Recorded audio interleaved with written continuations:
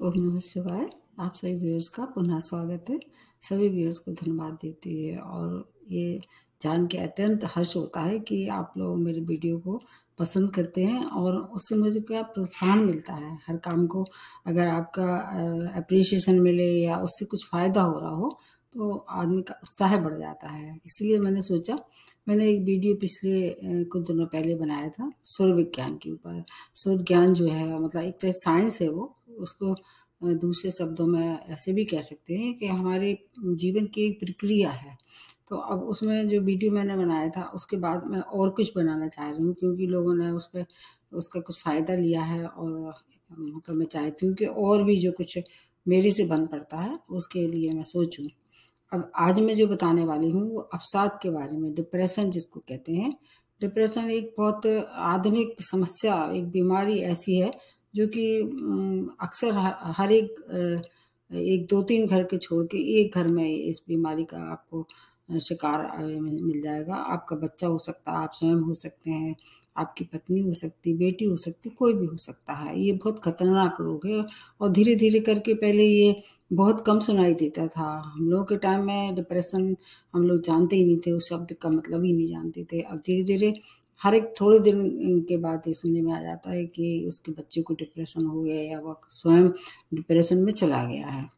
तो ये हर एक आयु वर्ग के लिए अलग अलग कारण इसके हो सकते हैं, लेकिन मुख्यतः है एक तो स्ट्रेस हो सकता है आपके जीवन का। स्ट्रेस किसी भी तरह से हो सकता है, आयु वर्ग के हिसाब से उसको बांटा जा सकता है। और एक तो स्ट्रेस के कारण, दूसरी एक मैंने देखा है, बहुत रिसर्च की है। कई बार ऐसा होता है कि अवसाद जो है आपका जन्म से ही आपके जो प्लैनेट होते हैं वो इंडिकेट करते हैं कि आपके कौन कौन से प्लैनेट हैं जो अवसाद का कारण बन सकते हैं, और निवारण भी होता है। ऐसा नहीं है कि आप अगर जन्म से आपके उसमें दिखाई दे रहे हैं प्लैनेट कि ये अवसाद के प्लैनेट हैं, तो आप पूरे जीवन भर उसमें ही परेशान बने रहेंगे। तो इस तरह से मैंने कुछ दोनों चीज़ों का सम्मिश्रण किया है कि एक तो ये है कि आपका सुर जो है उससे कैसे आप सुर ज्ञान अगर आपको थोड़ा सा भी है तो उससे भी वो भी काफ़ी बाहर निकलने में मदद करता है अवसाद। अवसाद की जैसे मैंने बताया कि अलग अलग आयु वर्ग के लिए कारण होते हैं और कुछ जन्म से होता है, कुछ सिचुएशनल होता है। तो इस तरह से हम लोग को अलग अलग भागों में उसको विभक्त किया है। जैसे एक तो हो गया आपका दो तरह के हो गए, एक हो गया अस्थाई, एक हो गया स्थाई। तो उसमें अस्थाई में क्या होता है, सिचुएशनल होता है वो, क्योंकि कभी किसी के संग जैसे परिस्थितियां पहले नहीं थी बाद में निर्मित हुई हैं। जैसे मान लीजिए कोई रिटायर्ड हो गया है, उसके पास आमदनी कम हो गई है, खर्चे ज़्यादा हैं और उसको अभी काम निपटाने हैं अपने जीवन के, तो वो स्ट्रेस में आके फिर उस वर्ग के लोगों को मतलब 60 के अबव लोगों को इस तरह से परेशानी हो सकती है। और ये अगर बच्चे हैं तो स्टडी का स्ट्रेस हो, उसके वजह से अवसाद हो सकता है। अगर जॉब में है, जॉब में अगर आप काम कर रहे हैं तो उसके वजह से भी स्ट्रेस होता है। बहुत से अनबन या संग में काम करने वाले आपके संग उनकी नहीं तालमेल नहीं बैठता है। अगर आप प्रेम प्रसंग में अक्सर देखे जाते हैं, सबसे ज़्यादा देखे जाते हैं, तो प्रेम प्रसंग में अवसाद ज़्यादा बड़े दिखाई देते हैं। और एक कहीं भी किसी क्षेत्र में असफलता जो अगर आदमी बर्दाश्त नहीं कर पाता है, वो किसी भी क्षेत्र से जुड़ी हो सकती है, उसमें भी आदमी अवसाद से घिर जाता है। तो और वैसे एक्चुअली है क्या ये, एक तो सिचुएशनल अस्थायी होता है, दूसरा स्थायी अवस्था होती है। स्थायी अवस्था में आ जाता है अनुवांशिक, जेनेटिक जिसको कह सकते हैं। उसमें हार्मोनल जो बैलेंस होता है उसका डिसबैलेंस, हार्मोन जो होते हैं कुछ हमारे शरीर को बैलेंस करते हैं, पिट्यूटरी ग्लैंड्स और एंडोक्राइन ग्लैंड्स जो ग्लैंड्स होती हैं उससे क्या सिक्रीशन होते हैं। तो जो हैप्पी हार्मोन्स होते हैं वो कई बार ऐसा देखा है कि जेनेटिक ट्रांसफर होते हैं एक पीढ़ी से दूसरी पीढ़ी तक, ये स्थायी होता है, ये जन्म से देखा जा सकता है। और वो कौन इंडिकेट करता है, वो आपके प्लैनेट इंडिकेट करते हैं। इसको दूर करने में थोड़ा ज़्यादा एफर्ट लगाने पड़ते हैं। अलग अलग तरह के हार्मोन, हैप्पी हार्मोन जिनको कहते हैं, वो उसकी सिक्रेशन की कमी से जो है अवसाद से आदमी घिर जाता है।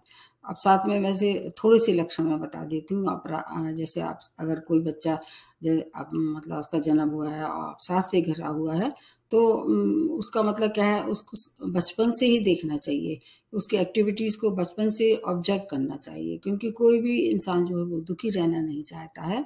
जो छोटे बच्चे होते हैं वो तो समझ भी नहीं पाते हैं कि उनको ऐसा क्यों हो गया है, लेकिन उनके लक्षण से ये आप समझ सकते हैं। जैसे कोई बच्चा अगर बहुत चुप चुप रहता है, ज़्यादा किसी से शेयर नहीं करता, अपने माता पिता से भी शेयर नहीं करता अपने, और एक आइसोलेशन में रहता है, किसी से मिलना जुलना उसको बहुत पसंद नहीं है। ये सब थोड़ी सी बातें हैं, और भी हो सकती हैं, लेकिन वो असफलता आसानी से स्वीकार नहीं करता है, बिस्तर पे पड़ी रहता है, ज़्यादातर उसको नींद आती रहती है। कभी कभी ऐसी स्थिति भी होती है, पैनिक अटैक भी आते हैं, और किसी से बात करना, कभी कभी नींद भी नहीं आती है, भूख भी लगभग कम लगने लगती है, और उसके वजह से उसकी हेल्थ भी, फिजिकल जो हेल्थ है वो भी प्रभावित होती है, तो वेट कम भी होने लगता है। और अवसाद में सबसे ज़्यादा अगर परेशानी होती है तो एक तो पाचन तंत्र की होती है, और दूसरी होती है आपके मूड स्विंग की। इसी कारण क्या है कि आदमी परेशानी में पड़ जाता है। ये क्रॉनिक वाले जो होते हैं वो सबसे ज़्यादा परेशान करते हैं। सिचुएशनल क्या है, अगर आपको किसी तरह से मतलब एज ए परिस्थिति किसी भी तरह से आपको निर्मित हुई है और वो चली जाती है, उसको उससे बाहर निकलना उतना कठिन नहीं होता है। वो परिस्थिति बदल जाएगी, आप थोड़ी देर करके कोशिश करेंगे तो आप साथ के बाहर निकल सकते हैं। लेकिन जो क्रॉनिक होती है, जो जेनेटिक होती है, जिसको दूसरे रूप में कहते हैं स्थायी जो होता है, वो थोड़ा सा ज़्यादा परेशान होता है, वो पेरेंट्स से ट्रांसफ़र होता है। ये तो इसके थोड़े से लक्षण मतलब मैंने बताए हैं। उसमें अलग अलग तरह का जो होता है उसके इलाज भी थोड़े से डिफरेंट हो सकते हैं।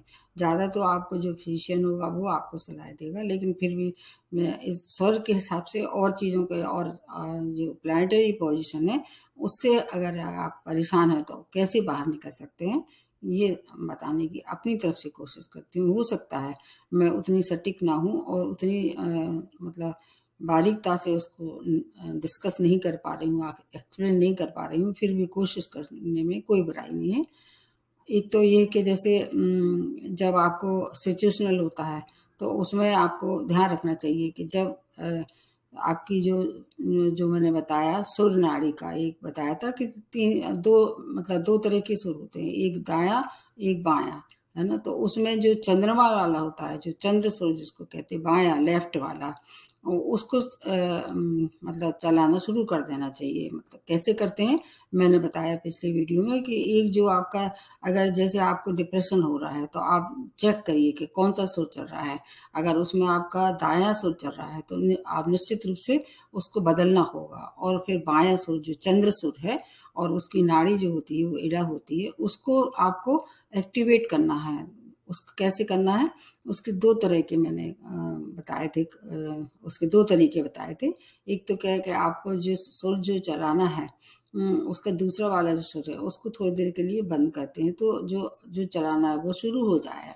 मतलब जो सुर चल रहा है, जैसे मान लीजिए आपको लेफ्ट सुर चलाना है तो, और दाएं सुर थोड़ी देर के लिए क्या है आपको बंद करना होगा, तो लेफ्ट सुर, मतलब लेफ्ट सुर का मतलब आपका अपोजिट जो मस्तिष्क है वो काम करना शुरू कर देगा।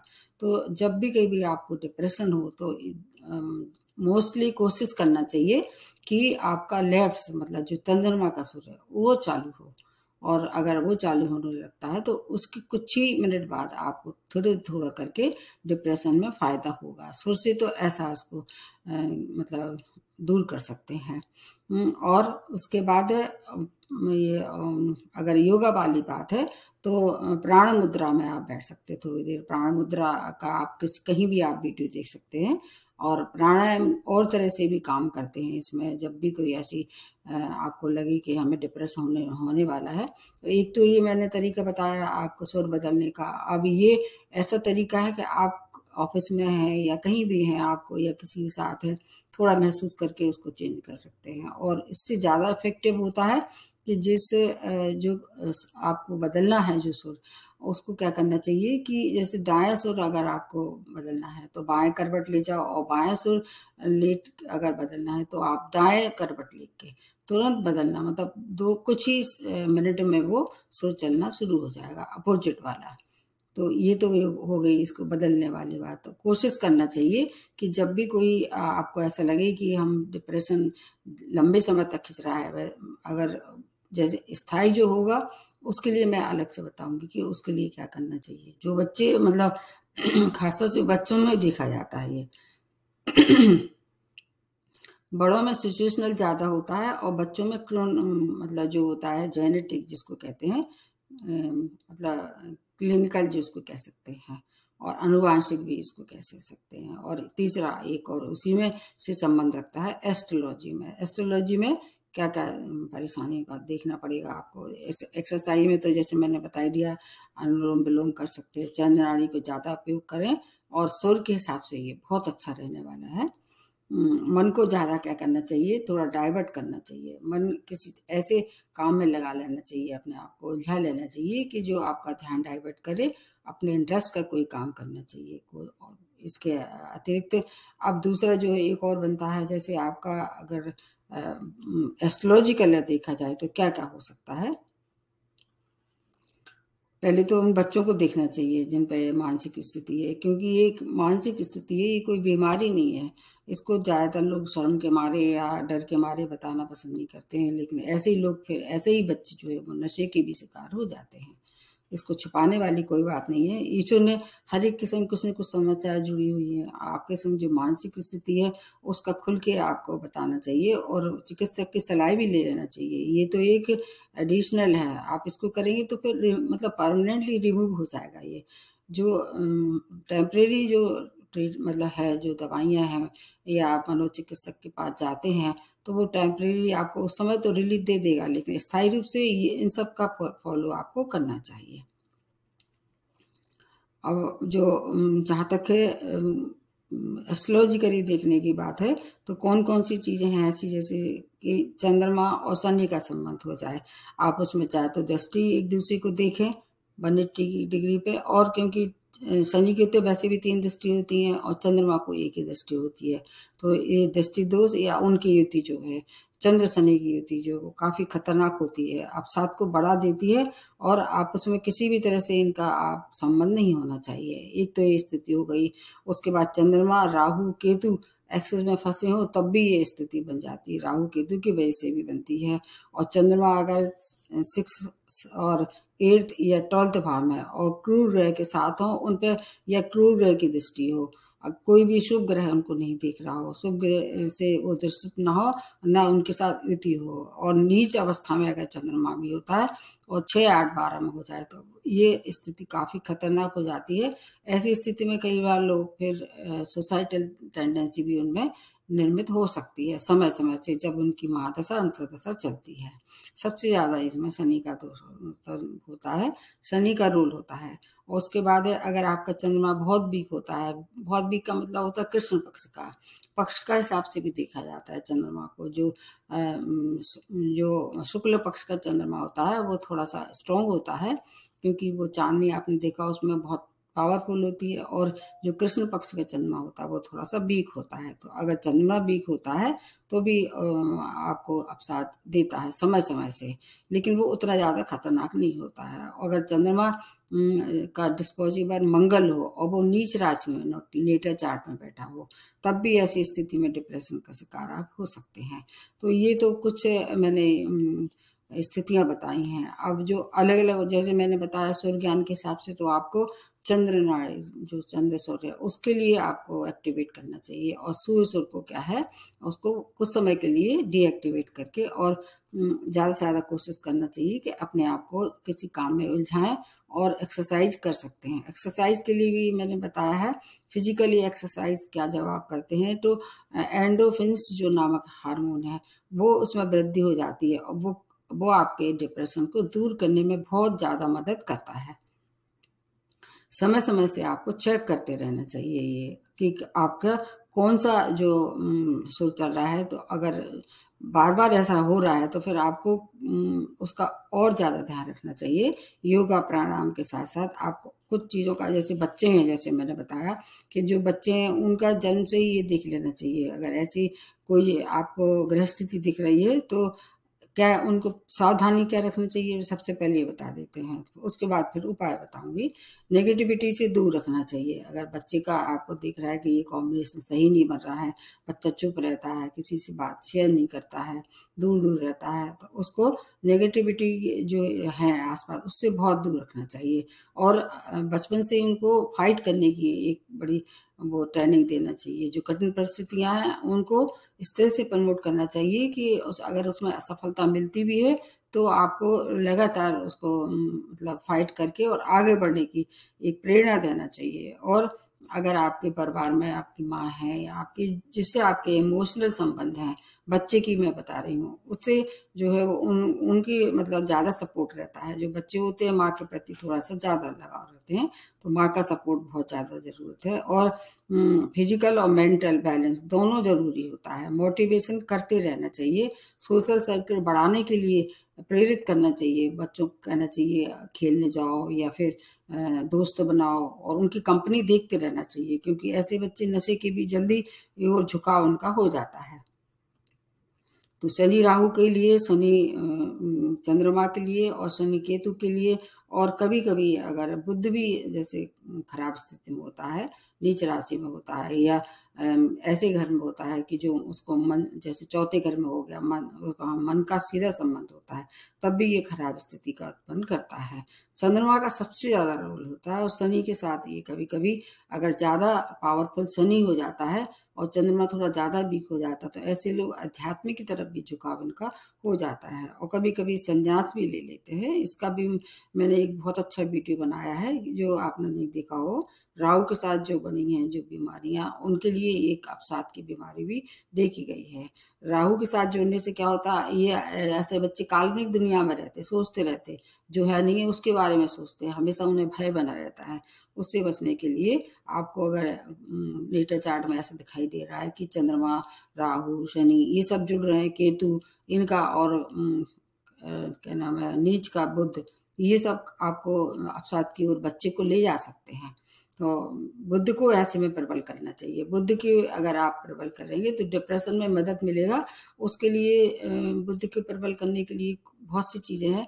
पहले देख लेना चाहिए कितना वीक है, तो ग्रीन चीजों का उपयोग करना चाहिए, ग्रीन वेजिटेबल्स बच्चे को देना चाहिए बचपन से। और गाय की सेवा हर एक ग्रह को जो है मजबूत बनाती है और दुष्प्रभाव को कम करती है। कभी कभी अगर बृहस्पति उच्च का होता है या प्रबल अवस्था में होता है, स्ट्रॉन्ग अवस्था में होता है, और उस पर जो चंद्रमा राहु या चंद्रमा शनि की अगर उस पर मतलब इसकी बृहस्पति की दृष्टि पड़ जाती है, जो कि उसके पास 3 दृष्टियां होती हैं, कोई भी दृष्टि पड़ जाती है तो वो भी आपको डिप्रेशन से बाहर निकालने में मदद करती है। तो ये हो गई 2 स्थितियां आपको। एक तो हो गई आपकी जो मतलब अस्थाई, और एक हो गई स्थाई। सबसे ज्यादा स्थाई में आपको ध्यान रहना चाहिए, जो कि एस्ट्रोलॉजिकली जो मैंने बताया उसके लिए। और अस्थाई के लिए जैसे एक पुराना वीडियो मैंने बनाया है, उसमें देखना चाहिए सूर्य को लेके के सूर्य इसमें भी बताया, उसमें भी बताया। और हैप्पी हार्मोन का सिक्रीशन करने के लिए कोशिश करना चाहिए कि जो हैप्पी हार्मोन है वो आपको हमेशा आपकी हेल्प करते हैं। आप थोड़ी सी और चीजें बता देते हैं कि क्या अगर आपको बच्चा है या आपको स्वयं हो रही है इस बात से परेशानी, तो किन किन चीजों का आपको ध्यान रखना चाहिए। सबसे पहले तो अब वो उसमें स्थायी और अस्थायी दोनों के लिए बता रही हूँ मैं, चाहे आपको सिचुएशनल हो चाहे आपको अनुवांशिक हो, दोनों ही तरह के लिए क्या है केले का सेवन आप कर सकते हैं। और ये पाइन एप्पल जो है वो क्या है, ये भी अवसाद के जो हार्मोन है उनकी वृद्धि करता है। डार्क चॉकलेट भी खा सकते हैं। और अगर आपको सलाह लेके अगर हो सके तो आप पन्ना पहन सकते हैं, या पुखराज, अगर बृहस्पति की स्थिति अच्छी तो पुखराज भी कर सकते हैं धारण। और सूर्य को जल अर्पित करना चाहिए। कोशिश करना चाहिए सूर्य की रोशनी में कुछ समय के लिए बैठें, और कमरे में जब भी आप सोते हैं तो अंधेरा बिल्कुल भी न रखें, नाइट बल्ब जलाएं या किसी भी तरह से रोशनी आना चाहिए। और जब अमावस्या का चंद्रमा हो और तब थोड़ा सा आपको ज़्यादा ध्यान देना चाहिए। बच्चा है तो उसको अकेला नहीं छोड़ना है। अगर आप स्वयं समझदार हैं, बड़े हैं, तो कोशिश करना चाहिए कि आप ज़्यादा से ज़्यादा लोगों के संग मतलब क्या करें, सोशल सर्किल बढ़ाएं और लोगों के संग रहने की कोशिश करें। हालांकि ऐसे लोगों का बहुत कठिन होता है, ये लोग मिक्सअप नहीं होते हैं, फिर भी अपनी तरफ से आप बच्चे हैं, बच्चों को थोड़ा फोर्सली किया जा सकता है कुछ समय के लिए, और स्वयं को, अपने घर परिवार को और अपने जो आसपास जो लोग रहते हैं, क्योंकि जो लोग अवसाद में रहते हैं वो बहुत सेल्फिश तरह के उनका स्वभाव हो जाता है। वो केवल अपने बारे में सोचते हैं, वो सोचते हैं कि नहीं मैं कष्ट में हूँ, बाकी लोगों के अगर उनकी वजह से किसी को कष्ट हो रहा है तो वो उस बात को फिर ज़्यादा सीरियसली नहीं लेते, अपने बारे में ज़्यादा सोचते हैं। तो ऐसा नहीं करना चाहिए। और अगर आपको फिजिकली कोई ज़्यादा परेशानी हो रही है तो आपको फिर फिजिशियन की सलाह भी लेना चाहिए, और मनोचिकित्सक के निश्चित रूप से मतलब जो उनके सेशन होते हैं उनको कंप्लीट करना चाहिए और खुश रहने की कोशिश करना चाहिए। अब आपकी जो हॉबी है उसको बढ़ा सकते हैं आप, अगर एक्सरसाइज करेंगे अत्यंत मतलब कहना चाहिए सटीक वो है इसका इलाज। एक्सरसाइज करें, मेडिटेशन से ज़्यादा अच्छी कोई भी ऐसी युक्ति नहीं है या कोई भी चीज़ ऐसी नहीं है जो आपको अवसाद से बाहर निकाले। मेडिटेशन करें जितनी देर कर सकते हैं, और शिव की आराधना भी कर सकते हैं। अगर आप धार्मिक हैं तो शिव की आराधना इसमें सबसे ज़्यादा सर्वोपरि होती है। नींद पूरी लें, कोशिश ये करें कि नींद पूरी लें। और अगर भीड़ में मतलब कहना चाहिए भीड़ में अकेले रहने वाली स्थिति से स्वयं बचाव करें, और आपके संग जो रहने वाले हैं उनका विशेष आपको ध्यान रखना चाहिए। एंटी डिप्रेशन जो होते हैं, एंटी डिप्रेशन वाले जो फल होते हैं या मेवा होती है, जैसे अखरोट है, काजू है, बादाम है, उसका सेवन करें। और आसन और प्राणायाम से आपको बहुत हेल्प मिलेगी। आशा ये है मेरी को किसी को भी ऐसी बीमारी ना हो, क्योंकि ये ऐसी बीमारी होती है इनको डॉक्टर भी आसानी से नहीं समझता है। अपने आसपास जो रहने वाले लोग हैं वो भी उनको बहुत अच्छी तरह से नहीं समझते हैं। जब तक तो स्वयं उस चंगुल में नहीं आते हैं उनको समझ में नहीं आता, क्योंकि फिजिकली ऐसे लोग बहुत मतलब आसानी से नहीं देखे जाते हैं। केवल उनकी मनोस्थिति को और उनकी जो एक्टिविटीज हो, खासतौर से बच्चों को आप लोगों को बचपन से देखना चाहिए। अगर कोई बच्चा इस अवसाद से परेशान है और वो बता नहीं पा रहा है तो उसके लिए जो मैंने बताया, जो रेमेडी मैंने बताई, जो लक्षण मैंने बताया, उनका पालन करके और बच्चे को अवसाद से बाहर निकालना बहुत ही ज़्यादा ज़रूरी रहती है। ऐसे लोगों को नशे से बहुत दूर रहना चाहिए, क्योंकि ऐसे लोग जो है ऐसे लोग एडिक्शन के शिकार सबसे ज़्यादा होते हैं। तो उनको अकेला कम से कम रहना मतलब छोड़ना चाहिए। बच्चे हैं या बड़े हैं, संग में कोई नहीं उनके साथ रहे तो एक ये भी रेमेडी ऐसे काम करेगी। तो अगर ऐसा आपका कोई बच्चा है या आपका कोई मिलने वाला है जो आपको प्रिय है, उसमें ये लक्षण दिखाई दे रहे हैं, तो कोशिश उनको करना चाहिए कि ये सब बातों का ध्यान रखें। आज यही समाप्त करते हैं। नमस्ते और